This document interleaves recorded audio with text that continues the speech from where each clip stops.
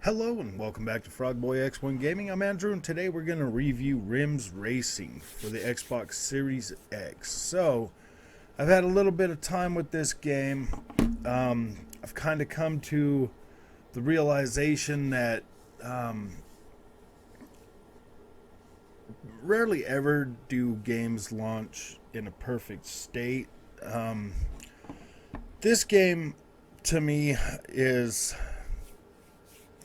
I'm a little bit, I'm not exactly 100% happy with it, but I'm not 100% hate it. The racing and everything has gotten better, gotten much better. The more time I play it, the more time I spend with it. I have started playing around with the career mode, which is kind of rare for me when it comes to racing games these days. This one here is no different. To be able to change out like bike parts and everything, you kind of have to go into the career thing. And if you spend your $79.99 on the Ultimate Edition like I did, you can start playing that today. And you also get, you get a bunch of stuff that they just kind of include with it, so you can already kind of start swapping out bike parts for stuff that you get. So the options are kind of limited in that too, and that's, you know, my initial impressions on this game was kind of like that. You know, I mean, the biggest thing I was kicking the game for was lack of content, and from what I can tell, like, the amount of parts that you can switch out on your bike are pretty limited. Like, some of them only have like one, maybe two manufacturers. Some of them have one manufacturer. I've went through and I've changed out, you know, like my clutch cable, my brake cable, my air filter. You only get like one choice for that. You get I've changed out my brake calipers. I've put on a new shocks. You get two choices for shocks. I've changed out my and this is all on the Aprilia. I don't know if other bikes have that stuff, but I like the Aprilia bike. So I mean, the fact that there's pretty much a pretty limited amount of stuff, and I think it starts you out with like 65,000 credits if you buy this, which is pretty helpful, you know, to say the least, so that you can get right in there, and, you know, you get a set amount of parts that you get with the pre-order, plus you get the money to buy more parts. You could sell parts in this. I don't really think the depth of it is terrible by any means. Like, you'll be able to like completely pull apart your bike, and, you know, honestly, man, if you just want to race, it kind of feels like a chore. And maybe that's the winning thing for this game. Maybe that's the winning thing for this is the customizability for these bikes is, I would love to tell you it's endless, but I do not believe that it's endless, and that they might be bringing more parts and more stuff to this game. But I need to go back and I need to look at all the other Kiloton racing games that I've ever bought, and the DLC and the continued support for them has rarely ever been good enough to where it's like, wow, man, we're actually getting more stuff.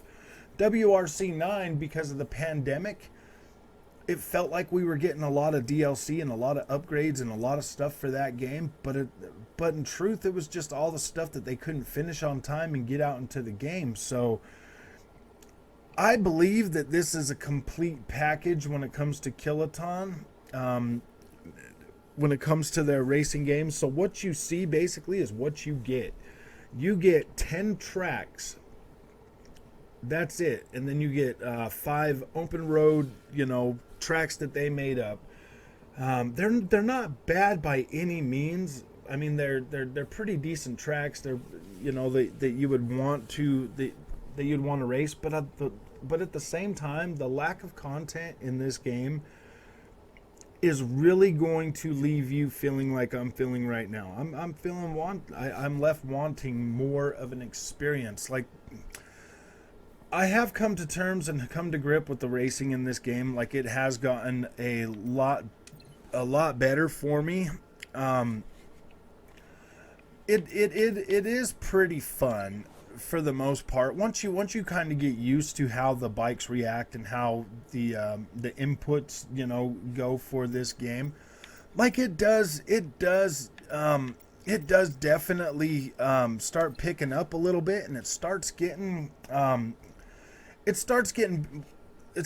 better. When I was doing like my initial impressions for this game and stuff, I was jumping back and forth, between like Ride 4 and MotoGP 21, because those are the only real things that I had to compare it to this. Because the handling and everything in TT Isle of Man 1 and 2 is a lot different. Is a lot more arcadey in feel. This does feel a lot more closer to like that sim experience, but at the same time, it also doesn't feel like a sim. I mean, I've taken the liberty to I gotta turn this TV down a little bit, but I've taken I've taken my time to kind of figure out, I mean, I'm gonna be continuing to talk, and so if my driving's bad, it is what it is. But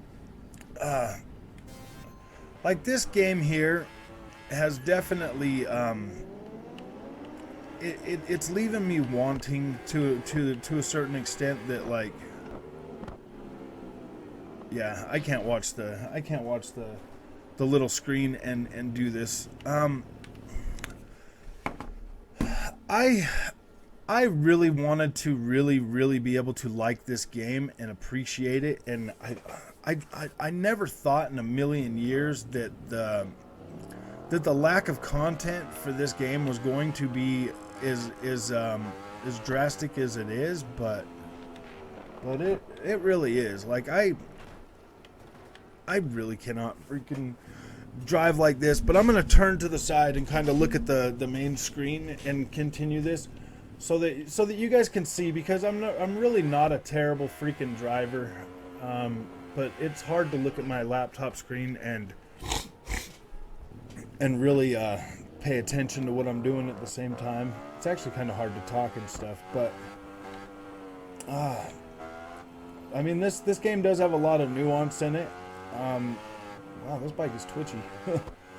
I should have probably just picked the Aprilia that I have been driving and gotten used to.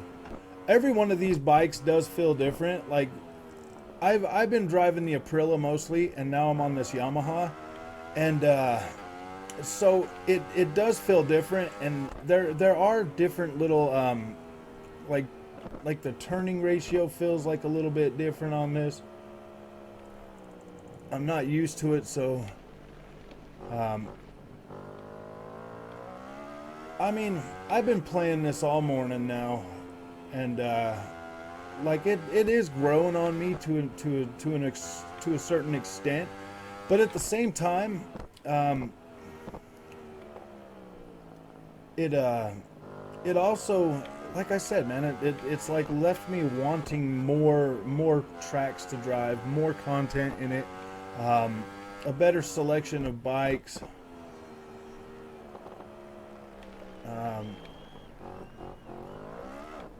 Yeah, I mean, let's get out of this one. Let's go back to what I was doing earlier. So this game,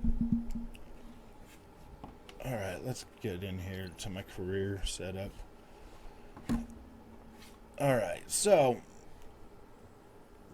if you go, like,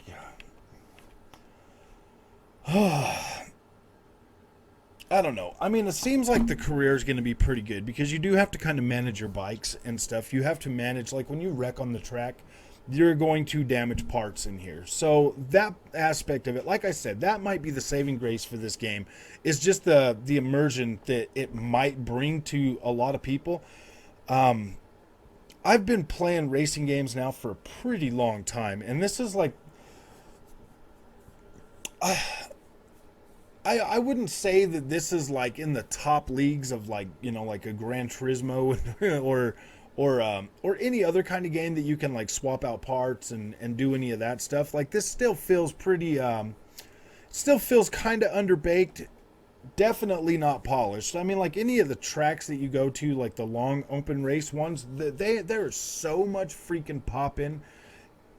It just it doesn't. I mean, it's so immersion breaking. It's not even funny. Like this game here is definitely going to have its quirks. It's definitely going to have its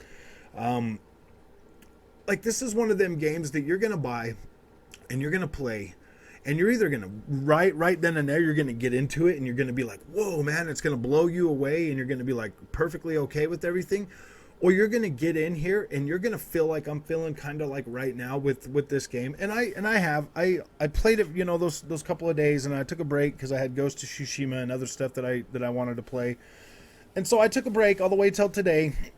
Today's the launch day for the for America, so I wanted to get a review out there just so that you kind of understand that my feelings really haven't changed so drastically since my first impressions to now.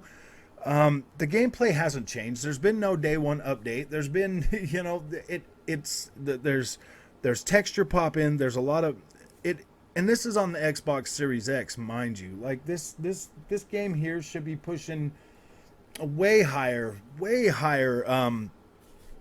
visual quality than we have on it. Like this game, I don't know, man. If this is the way they're going to leave this game, and they're not going to continue to support it any further, I don't know. Like, I mean, it's probably going to be fine. Like you'll probably find a way to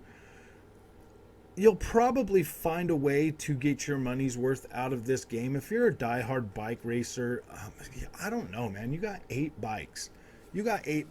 I am pretty new to bike racing and stuff, so I'm still definitely learning. And a game like this for somebody that's trying to learn, that's trying to get into the medium of bike racing, you know, on consoles, on video games, or sim racing for bikes. I mean, this one here is definitely cool enough to where it'll teach you, it'll let you basically take apart everything on your bike except for the engine, I believe. Like you can't pull the engine apart, but you can take every single supporting structure that can be swapped out on your bike. and and to be able to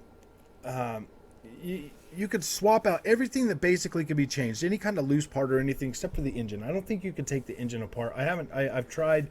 The only options in the engine is the air filter and something else. The air filter and gosh, I don't remember. I mean, maybe we can go in here to motorbike stand, workshop, motorbike mechanics. So if you go all the way over to engine, you can change your oil. You can change the air filter and your oil. So basically you can just do basic maintenance on that. So, but everything else you can change. You can change your chain, your front sprocket, your rear master cylinder, clutch, lever, you know, all your cables, everything that basically, you can change your ECU. You can change your livery, you know, all of this cosmetic stuff that you basically, you know, you can change out basically anything that's like cosmetic or anything like that. So mostly, I mean, it is pretty cool. It is pretty cool, but some of this stuff has very few options of what you can and cannot buy for it. I know I'm kind of all over the place with this video, but I needed to get this out. And I mean, yeah, dude, it's kind of a jumbled mess, just like this game. There's definitely some depth to this, but I don't know if the depth in it is going to be like when you pick your bike, you're stuck with that bike until you unlock more bikes in the thing. Like, yeah, you can go to like arcade races and stuff like that, and you can drive whatever you want. But if you want to tune your bike and fix it up. Once you fix your bike, you're basically stuck with that bike until you unlock more during the career. And once you get to that point, yeah, I don't know, man. I don't know if it's going to be worth the time and investment to fully upgrade all these bikes and stuff. And I don't even know if it's necessarily like a fully upgrade thing, you know? I mean, like it's basically, you know, I don't necessarily think it's like a Gran Turismo or any kind of thing like that, or a Forza Horizon. It's supposed to be more of a sim racing thing, but I don't know. I think you're really going to have to love Kiloton racing games to really appreciate just how far this game has come since the last ones, like the TT Isle of Man and stuff, and in terms of handling and like that feels a lot better. Like this definitely does feel pretty close to being. I mean, it definitely feels better. It's definitely more of a learning curve to learn how to control these bikes. I mean, if you get too on it, you're gonna kick your tire out from under you, which is pretty cool. You can drive around the tracks on slicks in the rain. There's a lot of. I mean, this is definitely not a bad game by any means, but 10 tracks, as long as you. Once you start going to the point-to-point race ones, you're gonna see like so much popping and so much freaking that it's kind of immersion breaking. But on the tracks themselves, like any of the tracks, they are highly detailed and they are really definitely put together well. You don't see a lot of popping unless you're on Suzuka on a longer track. Then there is a little bit of popping. But if I definitely think they should have had the Nürburgring in here, Nordschleife. They should have probably brought, you know, TT Isle of Man course to this game as well. Like that was kind of what I was hoping was going to be in there, and that's probably why I'm so salty, is because that's not in here, and they've had and they possibly have the licensing rights to it still. Oh yeah, there's a lot to be desired in this game, and you are definitely going to be left wanting for the most part. But what's here is playable. So, I do think this is a good experience. I do think that it is worth picking up, but at the same time, I don't know if everybody's gonna, and that's kind of the hard thing when you recommend a video game, or when you play something. Like me personally, I'm learning how to appreciate motorcycles and motorcycle games and stuff like that. Like I'm learning how to appreciate that, and this is definitely going to help. This game is definitely going to help me better my craft when it comes to bike racing. So that is a plus. Like it does feel